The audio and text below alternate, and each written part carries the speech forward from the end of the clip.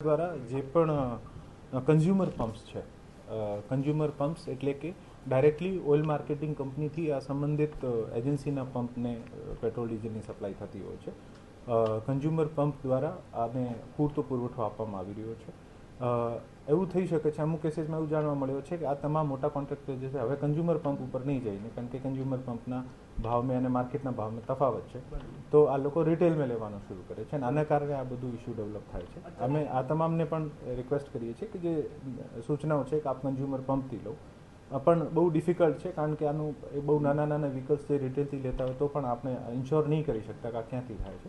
પણ મોર ઓર less by and large વચ્ચે આપ 3-4 દિવસ પહેલાં આ બધાને ખબર હશે કે એવી સિચ્યુએશન, એવા મેસેજ પાસ ઓન થયા હતા કે ભાઈ અત્યારે લાઈન લાગશે, ખૂટી ગયો છે, ડ્રાય થઈ ગયા છે. હવે આપ જુઓ છો ફરીથી સ્થિતિ એકદમ સામાન્ય છે.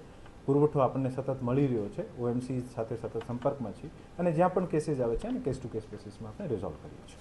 Thank you.